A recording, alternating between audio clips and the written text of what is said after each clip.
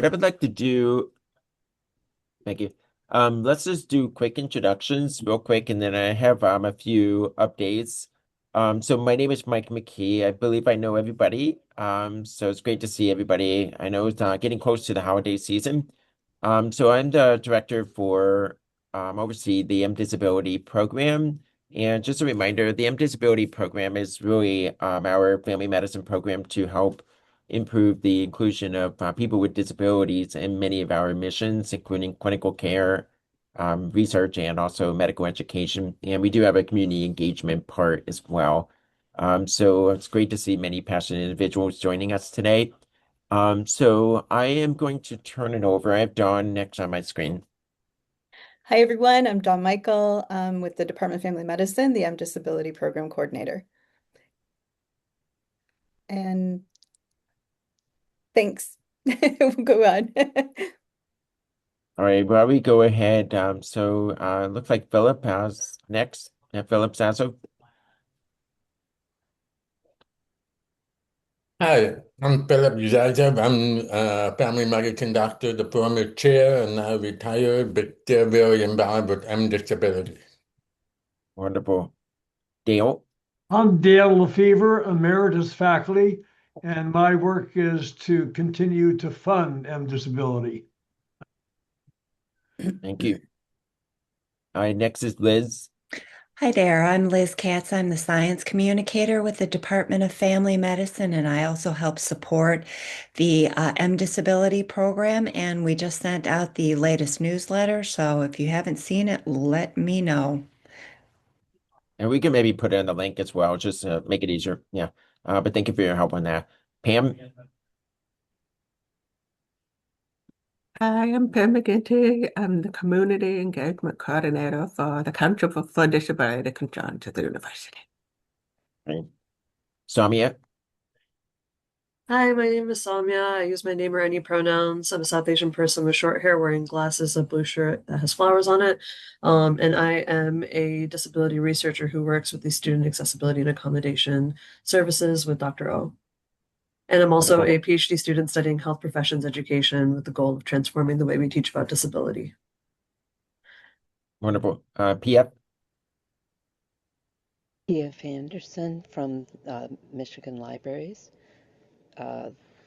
Emerging Technologies Informationist and Disability Research Liaison, active collaborator with the Center for Disability Health and Wellness Research. Thank you. Sherry, are you on? Yes, I am. Hi, I'm Sherry Eldine, former disability health elective participant. I do disability advocacy on the national scale, and I am a resident in New York City, also at the beginning of my research career. Thank you. Thank you so much. And last but not least, Dr. O.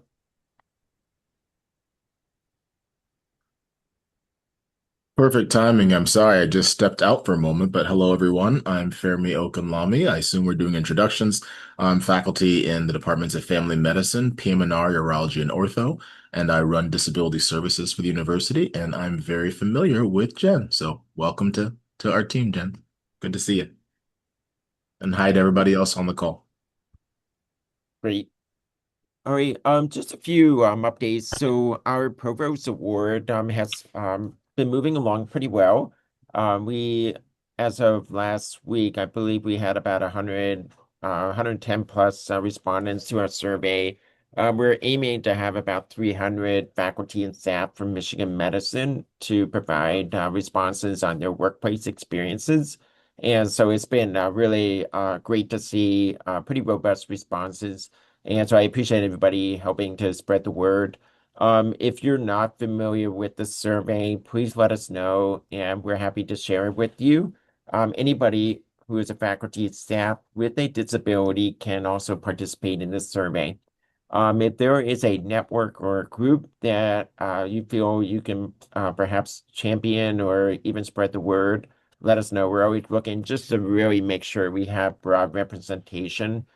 We are actually right now trying to make sure we get a lot of the folks who may not be on email. I think we're getting good responses from staff who are more plugged in.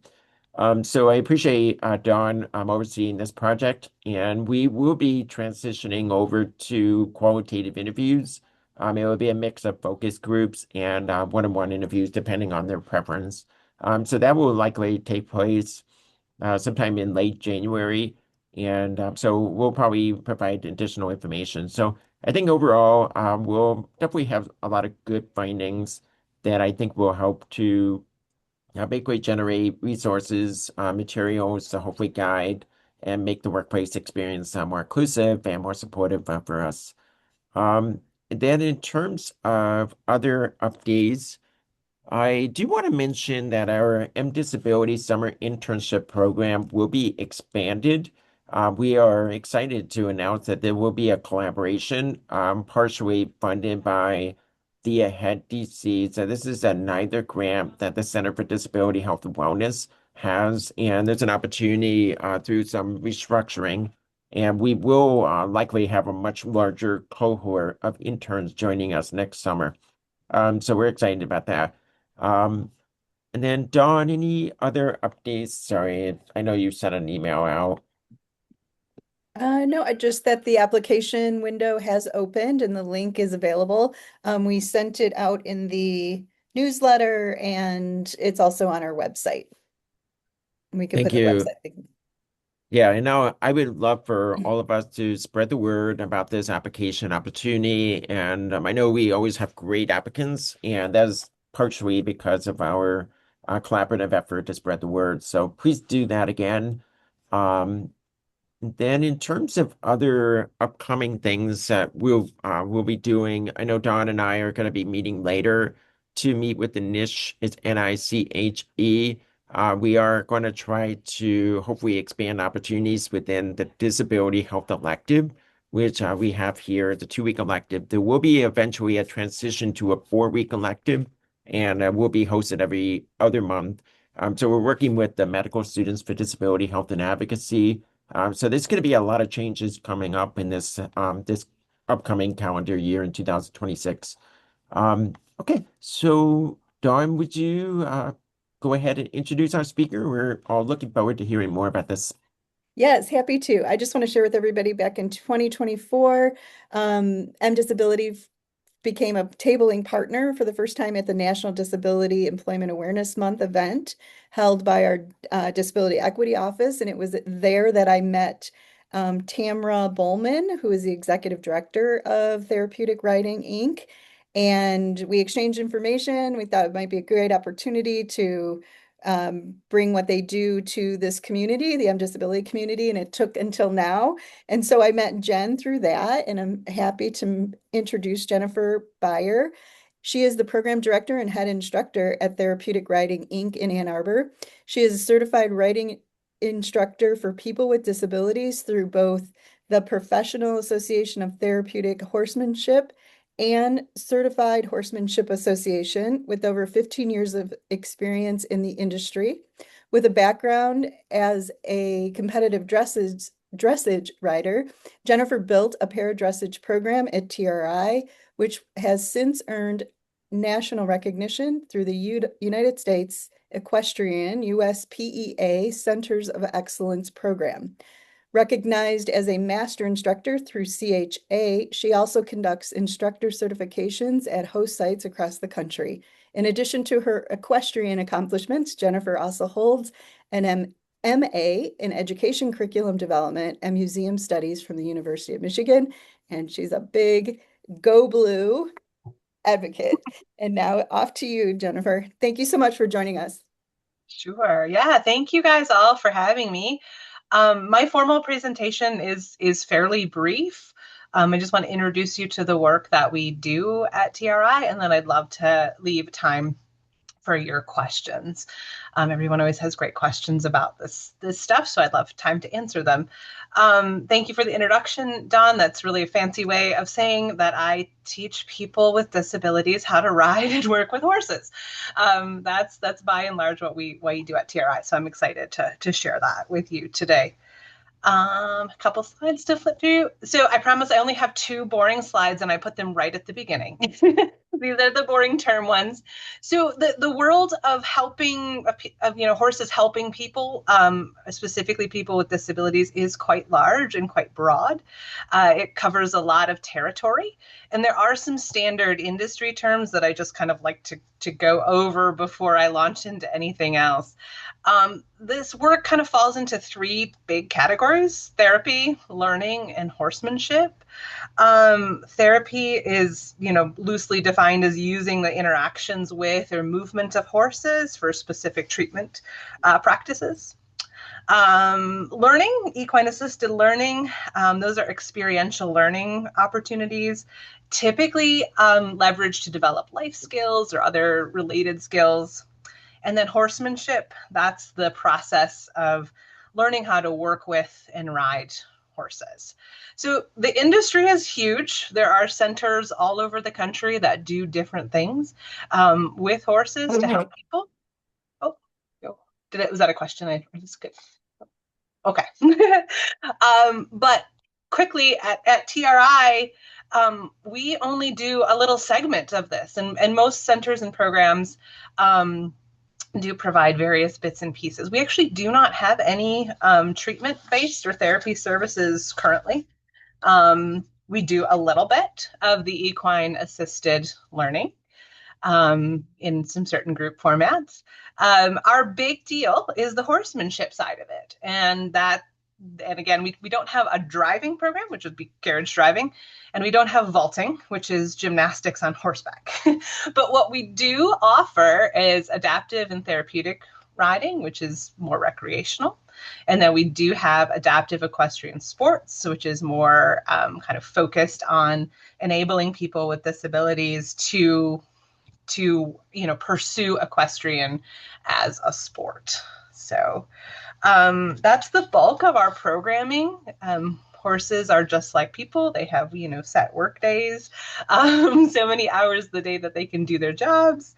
And we are blessed to almost always be completely full with a lengthy wait list, even for the small percentage of services that we do provide in the horse world. And we have a lovely, you'll see some shots of it coming up, but we have a lovely 46-acre farm nestled in the southeast corner of Ann Arbor, and we own the horses that work for us. And we have a variety of human staff members that support as well. All right, so this is the big question, right? Why horses? Why are horses so beneficial, and what are the benefits of horses as opposed to any other animal for that matter? If you think back to sort of, why we interact with horses at all, they used to be working animals for humans, right? Plow fields, they used to be our cars, they used to drive us places, those types of things. So they've been bred to be highly adaptable and trainable creatures. Lends itself great to adapting to people with different physical or cognitive disabilities. People like them. There's a draw. They're beautiful creatures. They're motivating creatures. They're quite something just to even look at. And I don't know. I was a very horse crazy girl as an 8-year-old. That's how all this started. So there's an innate connection to them as well. My big deal on this is that the horses, the world of horses itself, even outside of the disability side of it, it's extremely diverse. We have people who ride, once a week for fun, all the way up to competitive Olympic riders, and a whole host of different disability disciplines that people compete in with horses or pursue different training styles. There's a huge world around horses that, kind of makes it very adaptable. Working with and riding horses, it's not your sort of speed and strength sport like many sports or activities. It's focused on balance, coordination, and communication, and developing a relationship with the horse you are working with. So again, it kind of lends itself to naturally, working with horses lends itself to a wide variety of people, different shapes, different sizes, different wants, different needs.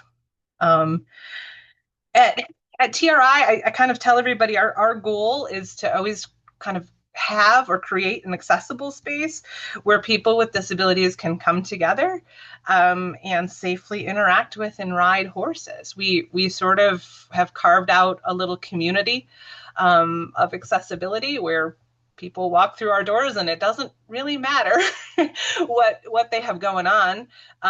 We just kind of all love horses and hang out together and learn and grow as a team. So I have two lovely photos here. The one on the left is a young boy riding a horse with some spots, and he has two volunteers helping them out. And then on the right, I have two of our young adult riders. Both of the two riders on the right, one's on a big gray horse and the other one is on another horse with spots. The two on the right have actually been riding with us since they were the size and age of the one on the left, the young boy on the left. So they've kind of grown up in our program. And I pulled these two images together because at TRI, we serve a huge variety of people. The youngest we can take based on our safety standards is 4 years old, and I do have a few 4-year-olds. And then we've had riders up into their late 70s, and I believe I had a couple crack 80 over the years. So it's an activity. Our center, we accept all different ages and disabilities as well. Everything from we support people with cognitive disabilities, physical disabilities, and emotional disabilities, and every mix in between, and from mild to significant. Again, the adaptable nature of the horse, the adaptable nature of the activity really allows us to do that. I'm just going to hop over to this one. I have another two lovely pictures of our participants. A very young girl on the left who's challenging her balance by gathering some flowers while she's riding a little white pony. And then one of our para-equestrian adult riders on the right who has earned herself some beautiful show ribbons competing. While we do accept a huge range of people and abilities, there are some contraindications to participation. We have a whole lot of safety guidelines that are spelled out for us by both PATH and CHA that Dawn mentioned at the beginning. And then we also do have to consider kind of what we call the inherent risk of horses. While the horses are amazing, we have very, very well-trained, well-behaved horses. At the end of the day, they're still horses and they can be frightened by things. They're large animals. They can move suddenly, they can move quickly. And the act of riding them, you just by sitting on them, you're moving in a unique way. So we weigh everybody coming into the program against, those contraindications and determine whether or not, what we do is safe for them, and make sure that we share, the concerns that we may have regarding, just simply the nature of horses. Horses will horse is what I tell people all the time, like horses.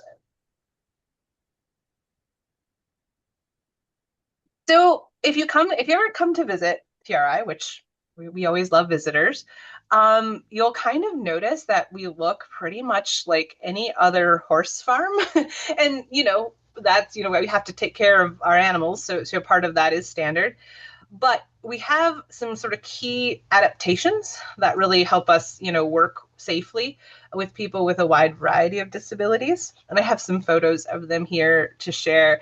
The number one adaptation, sort of seamlessly blending into the background, are our instructors. Every instructor who teaches lessons or teaches classes at TRI is a certified instructor. On the photo on the left shows two of our amazing instructors assisting a very young boy as he dismounts from his pony.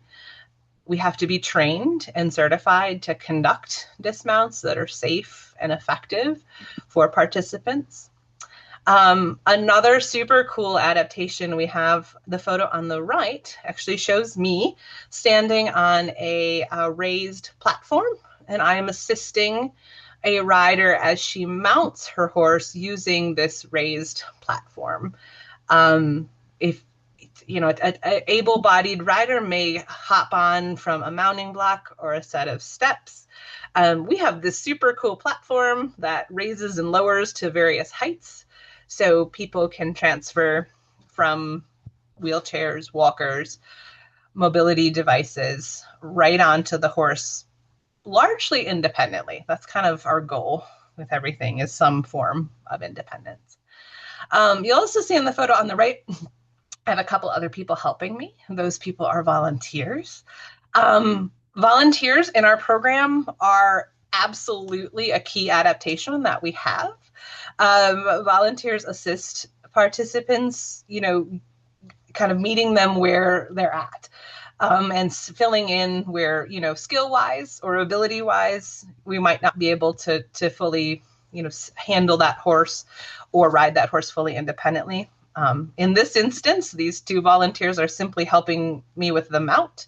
And then afterwards, this particular rider walks right on out and is on her own for the duration of her ride. So again, just filling in what needs to happen. Our volunteers are a huge adaptation, and they're all trained and screened and amazing people. And we have a ton of them. And I'll get to that again at the end.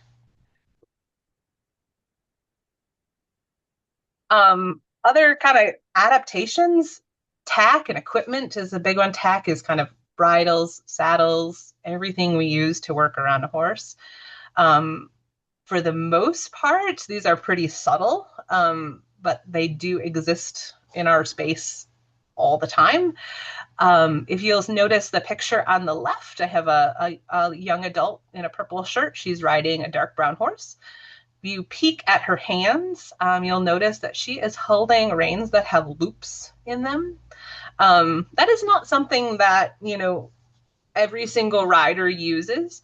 That's an adaptation for her because she has difficulty gripping the reins. And that's just one example. We have different saddles, a whole variety of different types of reins, handholds, other types of equipment that, again, we're not trying to kind of, just completely, disregard the disability, but just make these minor modifications to overcome little challenges that then enable ultimately independence in riding. The other very subtle thing, you'll notice on the picture on the right, I have a very young girl in a pink shirt. She is using a walker, and she is walking next to one of our horses, a dark brown horse. Our barn aisles are very wide. They were designed intentionally so that people with mobility devices could still, work around their horses. She has actually just given, after this photo, she'd given her horse a sponge bath after a nice hot summer day. So part of her learning was caring for the horses. So we try to be as barrier-free as possible, balancing out, the environment that horses need to live, which is always a bit of a challenge. Oop. There we go. So when riders come to us, they often, every now and then I'll get a rider sort of introduced to us who say, my dream is to become a Paralympian. But for the most part, people come to us, again, for that love of horses, and they're seeking, the benefits of riding and working with horses. There's a ton of them. I'm not going to, go over every single one of them, but largely speaking, there are sort of three, we talk about three different categories of benefits to riding and working with horses. The first is physical, second, mental, emotional, and then social as well. Physical benefits, if you've ever ridden a horse or if you've never ridden a horse and you do it once in your life, your abs are going to be on fire. I can guarantee it. I have done multiple sports throughout my life. I don't know of any other core and core strength and balance exercise that's more effective than sitting on the back of a horse. Even if you're walking, just walking around, they trot, they canter, they do other things as well. But walking is three-dimensional movement. That horse doesn't always move in a super predictable way underneath you. So you are always adjusting your balance. And then we add in super fun things like, doing tasks in the arena and riding different school figures within the arena. This young lady here in the photo is actually just reaching down to pat her horse. Super simple act, right? But we're changing her balance point here. She has to stretch down, bring herself back up. So she's doing that while giving her horse a pat because she loves her horse, challenging her abs even more. Balance and coordination is a big one on this. Riding requires sort of very fine-tuned coordination of body parts. And being able to, use your hands in one way, use your legs in another way, separating that out, all the while, moving around on the back of a 1,200-pound animal. So lots of challenges physically. It's great for stretching leg muscles as well, stretching over the warmth of a horse, that kind of stuff. So the physical benefits are huge. It's also really great exercise. Fun fact, riding can burn, up to 700 calories an hour, depending on what type of activity you're doing. So the higher intensity, obviously, it's going to burn more, but it's a workout for sure. If you've never done it before, and everybody thinks the horse does all the work, they do not. They do not do all the work. Mental and emotional benefits, again, going back to that sort of connection to horses and that horses and humans can have. Our clients have reported, reductions in stress. Confidence building is one we hear about all the time. I mean, I think you have to have a little bit of confidence to be able to sit on the back of a 1,200-pound animal and tell it what to do, even though it has its own brain. So we get kids who are maybe very underconfident because they have a disability, be very empowered by this experience to say like, hey, dude, I can ride this horse. So now I can do a lot of other things. Another big one we see is mindfulness and focus. The horses require you to be on your toes because they are constantly adjusting themselves. They're constantly reacting to what you're doing, intentionally or not. So you have to really focus on your horse and your task to be able to communicate effectively with them. Social benefits, also huge, especially at TRI with our volunteers and the lessons we have set up.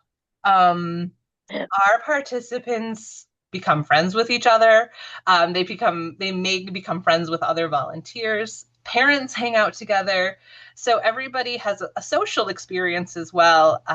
Again, just kind of hanging out around horses at the barn. It's a social scene as well. And they get introduced sometimes for the first time to people who share disabilities or similar disabilities, so they can have a social experience as well. And I think another big one we see all the time, especially for people with a whole variety of disabilities, is developing a sense of responsibility and empathy. We do have to, horses, we have to acknowledge that they aren't always on the same page with us, and we have to temper emotions and frustrations when things don't go the way we want them to go.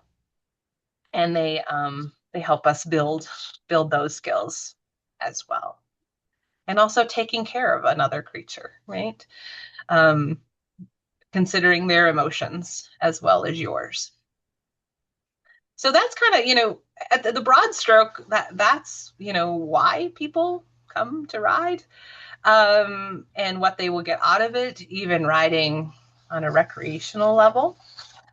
We do have some of our participants, I'm going to flip to the next slide here. Some of our participants decide that this is their thing. You know, this is their basketball, this is their volleyball, this is their sport, and this is something they really want to do. So in addition to all of those, you know, benefits we just talked about, we offer opportunities for people to pursue riding as a sport. And, you know, for people with disabilities, I think finding athletic activities can be challenging, especially very adaptive athletic activities. And they can be, you know, a lot of our population that we serve is sort of shut out of those typical youth sports opportunities like Little League or, you know, all of those other things that we know are great for both kids and adults. They can get that here because, you know, at the end of the day, riding really can be and is a sport.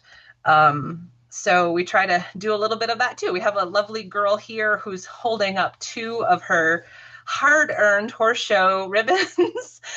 She won first place in her class and was extremely proud of it.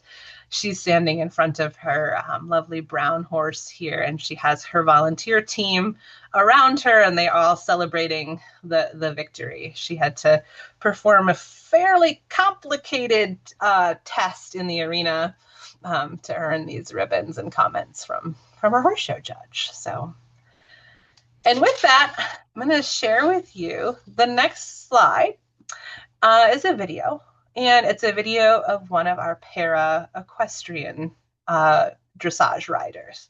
And I will tell you just a little bit about that as we get into it.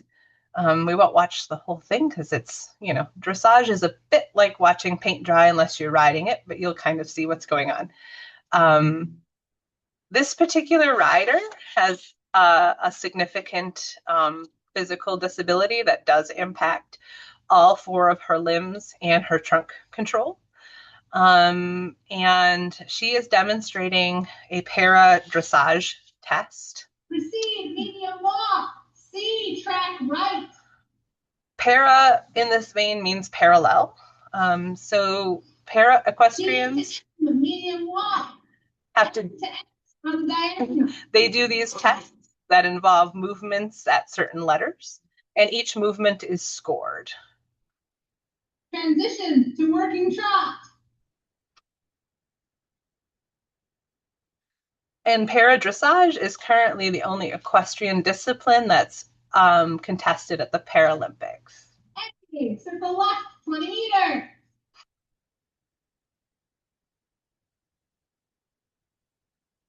And yes, that's me bellowing the test at her so she knows where to go. You'll see she's using reins that have tabs on them, again, to assist her with her grip. B, M, show some length and steps over B. She has learned with this particular horse how to communicate with him more based on her seat and where her hips are, less with her legs and hands. Between M and C, medium walk. After C, turn down quarter line. Between E and X, leg yield right. And a leg to K. A leg yield here is a movement where she has to move her horse both forward and sideways at the same time. So they've kind of developed a system that works for both of them.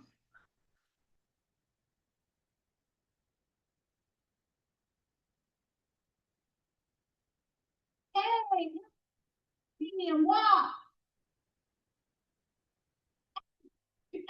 Come to diagonal.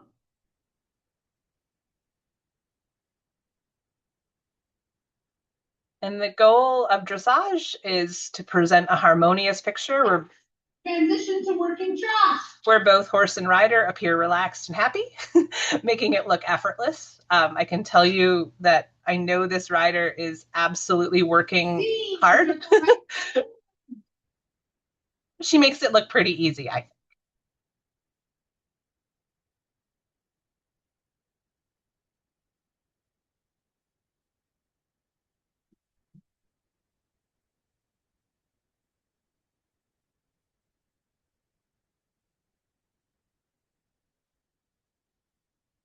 some lengthened strides over C.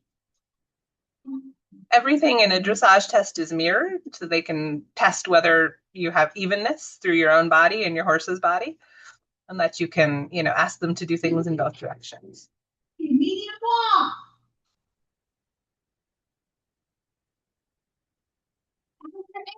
Turn down quarter line. Between E and F, leg yield left to H. And she's going to do her leg yield in the other direction. This one didn't go as well as the first one. It's not quite as smooth. And the judge obviously pointed that out in her test score. So.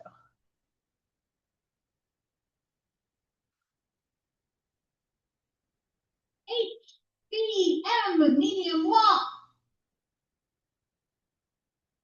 M to E, E to F. 2 diagonals, allowing the horse to stretch on a longer rein.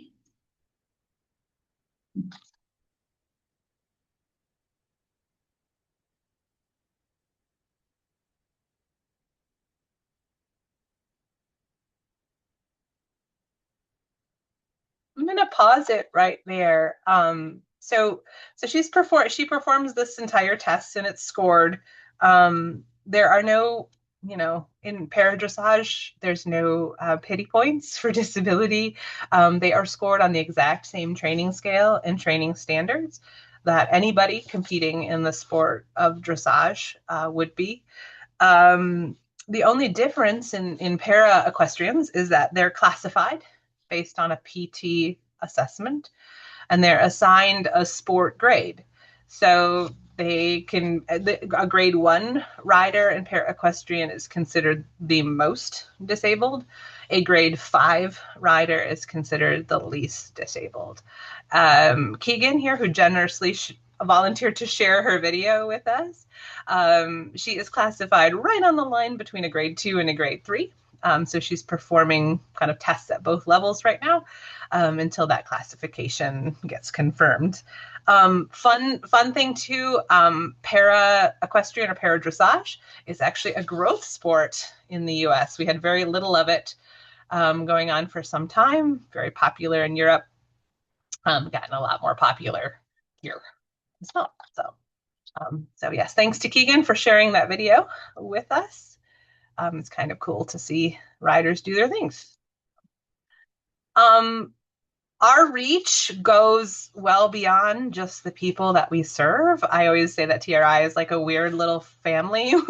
We all we have a whole lot of people that help us and support us, and we all do it around this desire to provide opportunities for people with disabilities. We're like many services for people with disabilities, we are fully a 501c3 operation. So we rely heavily on volunteer support. We rely on donors to keep everything affordable. Horses are incredibly expensive creatures to take care of.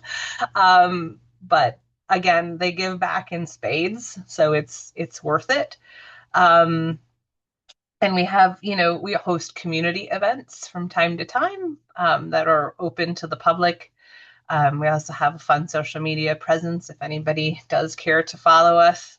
Kind of say our little team of people, we're allies for accessibility. So we try to learn what we can working with everyone and the horses at TRI and take that back out into the community and advocate for opportunities for people with disabilities. So, and I have some lovely images on the bottom here. One is she's a grade 1 para-equestrian, and she has her season haul of some show awards with her lovely brown horse on the left. She won some overall championship awards this past show season. In the center, we have a rider who happens to have a visual impairment. She is riding a big gray horse, and she's assisted by 2 volunteers who are acting as sort of navigators for her. They tell her in the arena when things are coming up, and then she's responsible for guiding and working with her horse through that. And then on the right, we have a lovely young lady who is just really enjoying her time with the horses. She's riding another brown horse. Most of them are brown that we have, but she has a big smile on her face. So that's the end of my formal presentation. Therapeuticridinginc.org is our website. We have more videos, more pictures, all kinds of fun stuff on there. If anybody's interested in learning more, and I'm more than happy to answer any questions you guys have.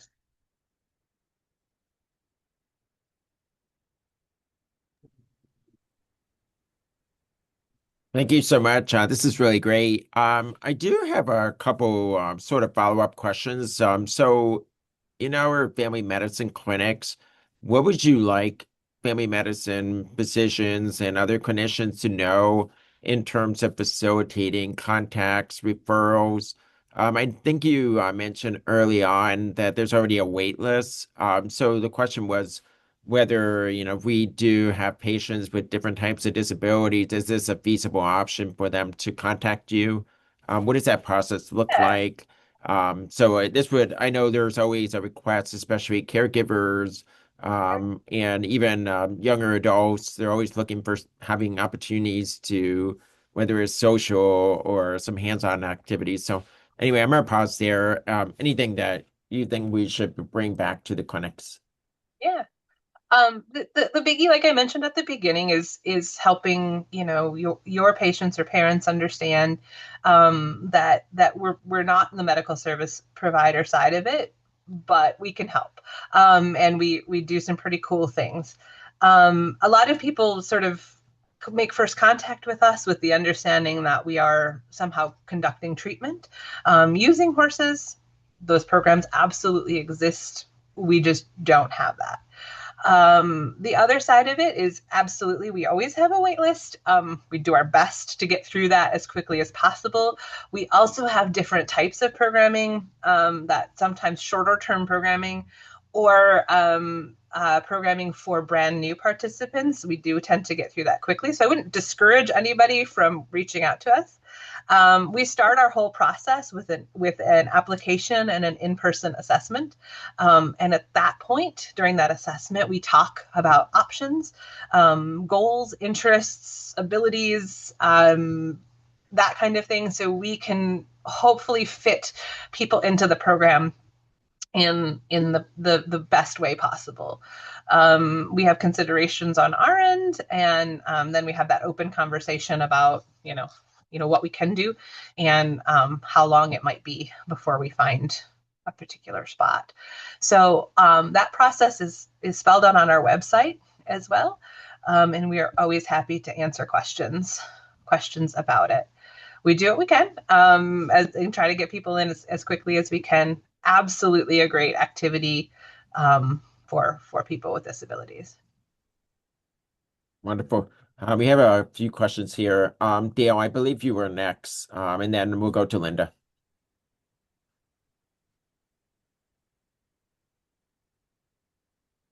Sorry, Dale, I think you're muted. So yeah, just if you can turn off. I Yeah, just there as you go.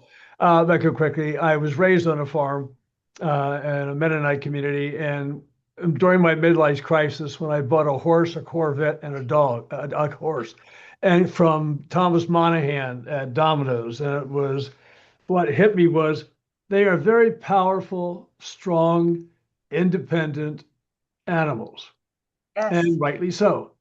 My question is, are there people with certain disabilities that would lend itself more to this therapy than others? Because it takes some strength to work with a horse, to keep your balance, etc. So who might this appeal to the most?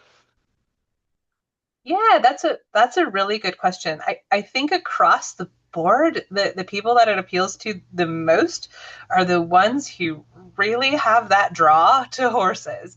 I would say, I actually saw the young woman riding in that video. She actually has very limited strength, especially in her legs. And horses can be, when trained appropriately, they can be extremely sensitive creatures as well. So I think you saw in the video, she was just kind of communicating more with weight shifts in the saddle, and he was understanding that. Safety wise, we do have some situations where if someone there are particular spinal cord injuries or spinal fusions in particular places where sitting on a horse can absolutely do more harm than good. That's one of the physical disability contraindications that we do abide by, that's spelled out in our guidelines. That's one example. Another one is sort of, and we do get this fairly frequently where a parent will bring a child in and they will say, oh my gosh, we really want to do this, and that particular person is terrified of the horses. And that's fair, right? That's an emotion that anybody can experience around these giant animals. And honestly, I always tell my staff, let's do no harm, right? If someone's that scared, we're not really producing any benefit if they are absolutely terrified of horses. We do a lot on the safety side to mitigate, if somebody, like for example, the girl you saw riding in the video, she can get pretty easily, like if she's leading the horse back to the stables and he decides it's time for dinner, he can kind of push her over because she doesn't have the strength to hold him up on the ground. But riding wise, that's not a barrier. So that's where our volunteers step in. They lead the horse back to the stables. She rides. Did that help? Great, thank you. Yeah. Linda, you're next. Thank you. Thank you. I realize that this may depend somewhat on the physical capacity of the rider, but do people ever get a chance to ride outside the ring, or just sort of casually ride like most people ride, or do people have to stay in the ring? Yeah. So we actually do not have trails on our property, based largely on where we're located. We actually have sort of development kind of swallowing us up around us right now. So we don't have trails on our property to ride out and about. And then, our safety standards then dictate that if we are not out on a designated riding trail, our activities do need to be conducted then in an arena. We have both the indoor arena that you saw here, which is heated, insulated, and very comfortable most of the time. And then we have an outdoor arena as well. That's a big safety consideration for us. Before we get outside the confines of an arena, riders absolutely would have to meet, significant thresholds of control of the horse and making sure that they had good balance and safety awareness and that type of stuff. So yeah, we don't do trail rides right now, which most people would think about just kind of riding out on their own. We just don't have the facilities for it. But if you did have the facilities, it might potentially be feasible depending on the person's physical capacities. Sure. Yep. Okay, thanks.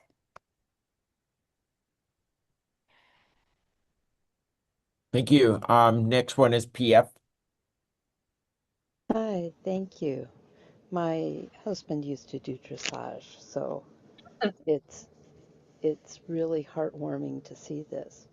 Where I've mostly encountered equine, I know therapeutic therapy, you said you don't do therapies, but I've come across this quite a bit in the autism community, and it seems to be really a big deal in that community, and there's a lot of people who they live for their time with the horses. That is the heart and nugget of what in their life gives them joy, and they just can't stop talking about it. This is their perseveration. But while they talk about their horses a lot, that doesn't give me any insights into what the heck is it with the horses and the people with autism, and how does that work? And I just wanted to hear a little bit more about that, because I'm sure you've come across this. Absolutely. Actually, a good chunk of our rider population is on the autism spectrum. And sometimes they will have that plus physical disabilities or other disabilities as well. So the short of it is, again, just as diverse as everyone else. The community of people with autism is quite diverse, and they all come to us with different experiences and different ways that they sort of perceive the activity. Um, I think a theme that I've noticed over the years in doing this is that the horses are instant feedback and they are non-judgmental. So they can, a lot of my participants on the autism spectrum can kind of read and understand a horse in a more clear way than they can read and understand humans sometimes.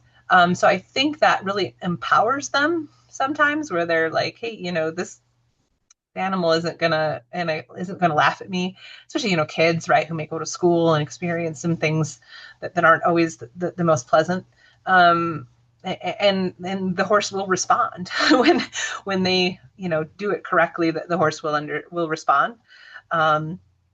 So they get that feedback. Movement, I think, is huge. Obviously, again, a huge range, but people on the autism spectrum, will sometimes have difficulty sort of coordinating body parts, core strength, that kind of thing.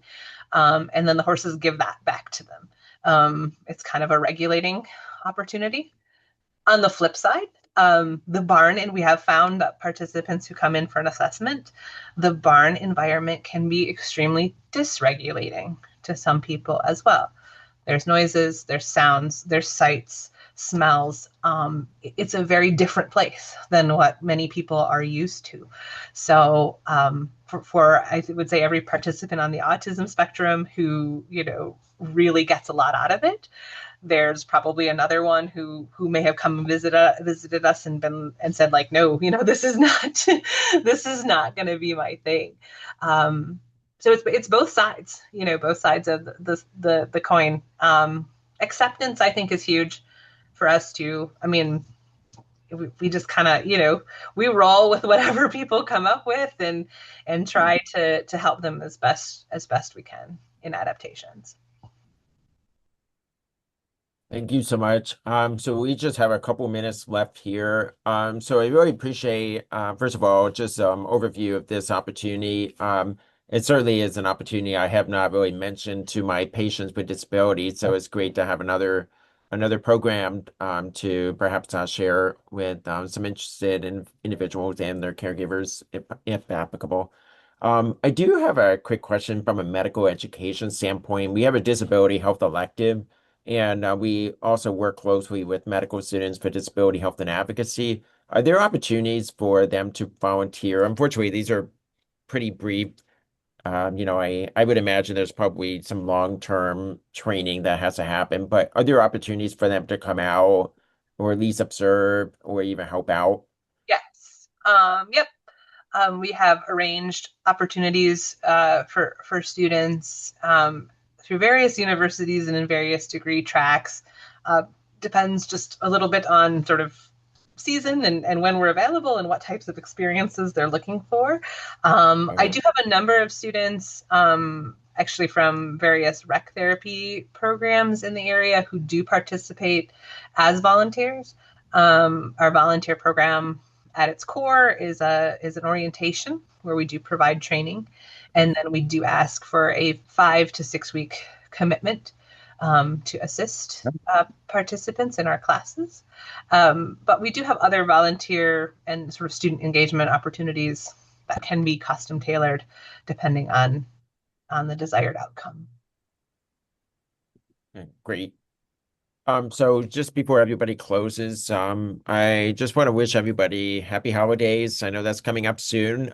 So hopefully everybody has safe travels if you're going to be traveling, and have a wonderful time with your family and loved ones. I will also be giving an update hopefully soon about our next meeting. We will have a provider webinar series, and I know Dawn and I are working on it. I do have to try to get a few of our presenters scheduled. But these will be more patient-facing. Community members to kind of hear their voices on what we can do better. I know sometimes we kind of think about faculty or even organizational perspectives, but I think this will be a great seminar coming up. Yeah, so just be on the lookout for that. All right. Thank you, everybody. Don, anything else before we close? Nope, just want to thank you, Jennifer, so much for doing this and joining us. This is really informative. And also want to wish everybody a happy holiday. Thank you, Jen. And Jen, we'll be in touch. I'll Have a follow up good with you. Happy New Year too. Yes, Happy New Year. Thank you.